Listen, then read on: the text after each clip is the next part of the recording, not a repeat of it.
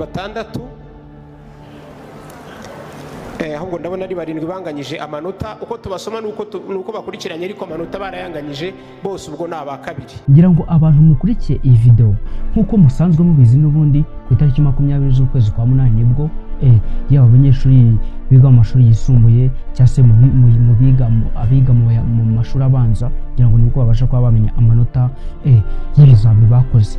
Urwibutso turabasaba namwe kuza gusubira mu mwanya n'izo ndabo muzimuhe nize, hanyuma turabasaba gusubira mu mwanya kugira ngo duhembe undi munyeshuri nawe wabaye wa kabiri. Gusa ariko ku itariki 20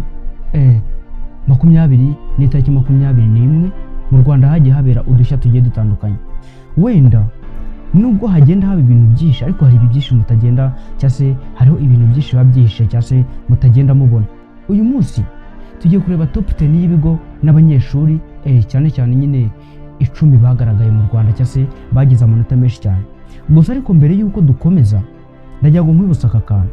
Nuvuga ngo wenda ku nkuru yagiye ikwirakwira cyase yakwirakwiye cyane ku mbuga nkoranyambaga ngira ngo wenda harimo aka gapeti cyase uyu mukobwa watsinze cyase wahawe igihembo ku rwego rw'igihugu bita Musonga Isimbi Ola, harimo n'undi munyeshuri wagihawe cyase wahawe ibihembo bye ku itariki 22 aribwo abayobozi ba Minedius cyase nyine ngira ngo wenda mwabyumvishe ko bavuze ko ngo babuze ngo uwo mwana watsinze ngo bahamagaye ngo arabura nyine haza mu bintu by'uburiganya ngira ngo uwo mwana muramuzi wa Maria Laurentine.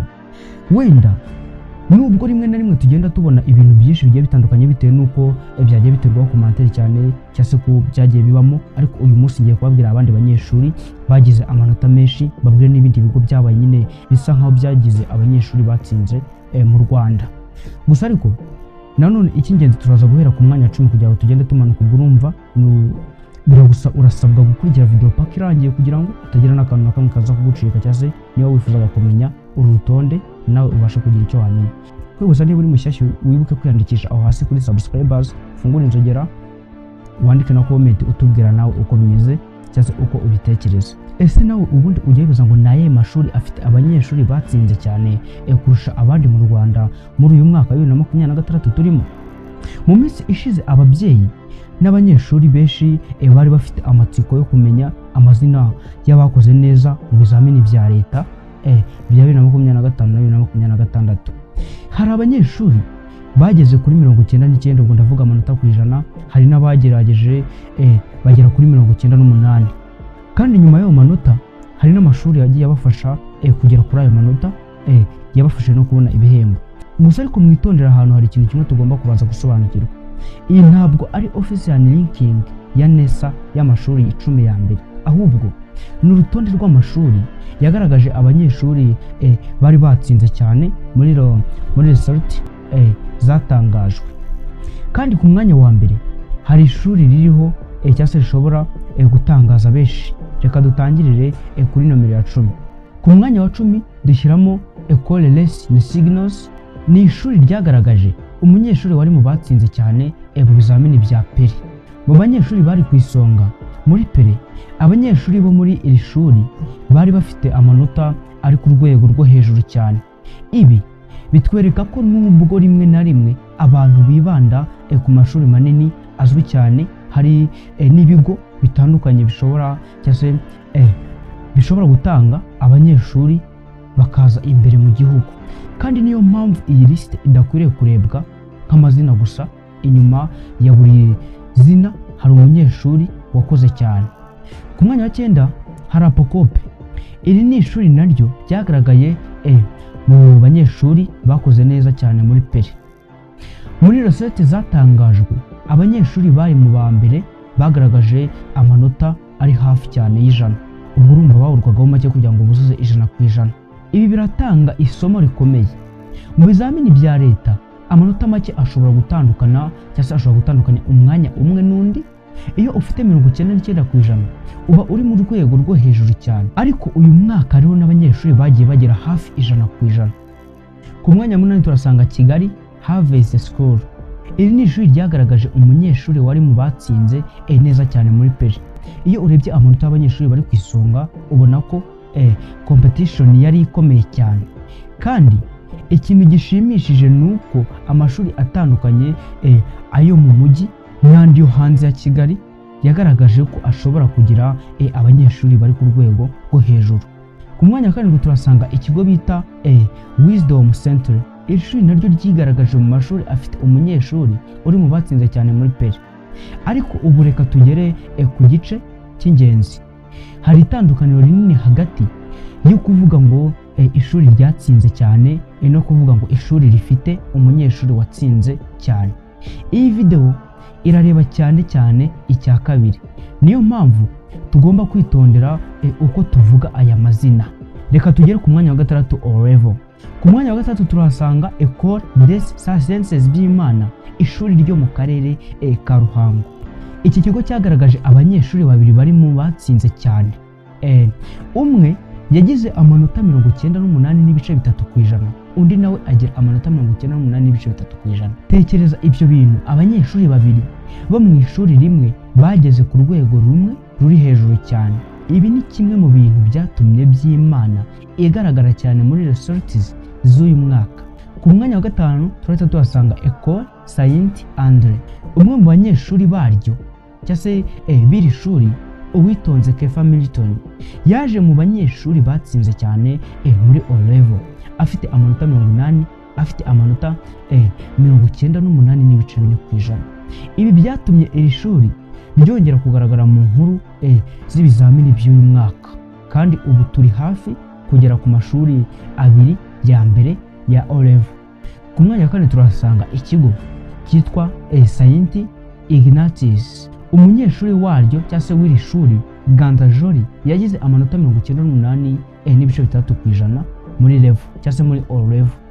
98.3% ni amanota atangaje, ariko ikirushaho gushimisha nuko uyu munyeshuri yari hafi cyane y'amanota y'abari ku mwanya wa mbere. Uvuga ko difference iri hagati y'abanyeshuri bari ku isonga yari nto cyane.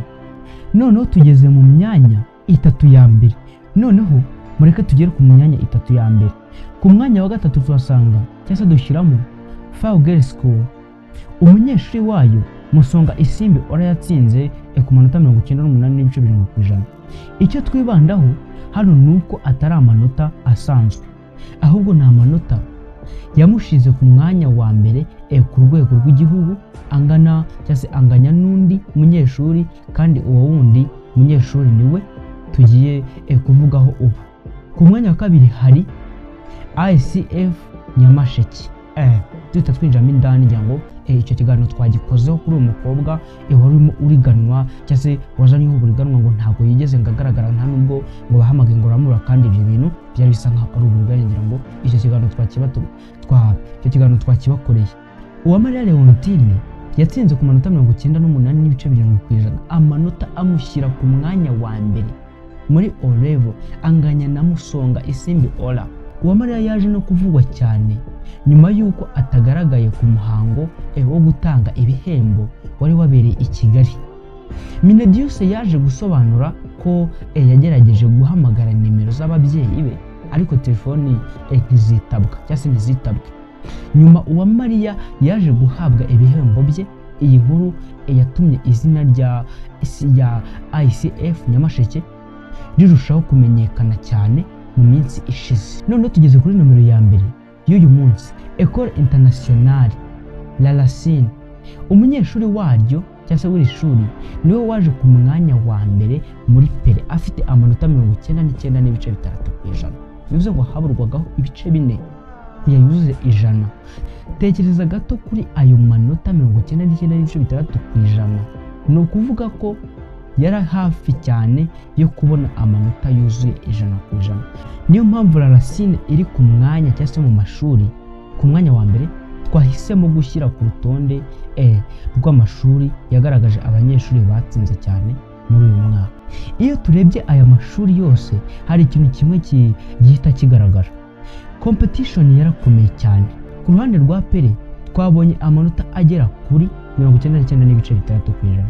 Ku ruhande rwa O-level abanyeshuri babiri basangiye umwanya wa mbere bafite amanota 98.7%. hari n'abandi bageze kuri 98.6, 98.4 na 98.3. Ibi bitwereka ko kugira ngo umunyeshuri aze ku isonga mu gihugu bisaba kwitegura bikomeye, ariko noneho ntitukibagirwe ko amanota y'umunyeshuri umwe atariyo yonyine asobanura imikorere y'ishuri ryose. Kugira ngo tumenye ishuri ryatsinze kurusha andi muri rusange, hakenewe ranking ishingiye ku manota y'abanyeshuri bose b'ishuri, kandi ibyo bintu bitandukanye n'uru rutonde. Ku banyeshuri bari kureba iyi video cyangwa se muri kureba iyi video, hari ubutumwa bumwe mbafitiye kandi bukomeye. Ntukarebe izina ry'ishuri gusa, reba ibyo ushobora gukora. Ugwamariya yageze kuri 98.7%, Ganza Jori agera kuri 98.6%, Uwitonze Kefa Milton agera kuri 98.4%, abandi nabo bagera hafi y'100%. Ibi byose bitwereka gutsinda cyane bishoboka iyo umunyeshuri afite intego, akiga kandi agashyiraho imbaraga cyangwa ashyizemo umwete. None se wowe wari usanzwe uzi aya mashuri, ni irihe shuri wiga cyane cyangwa wizeho? Kandi niba uri umunyeshuri, ni ayahe manota wifuza cyangwa se wifuzaga kubona mu bizamini byawe?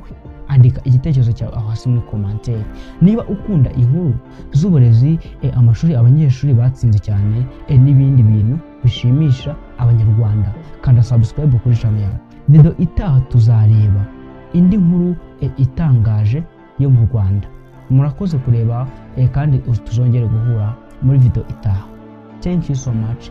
I love you so much. Njye mwumva Banyita Kelly.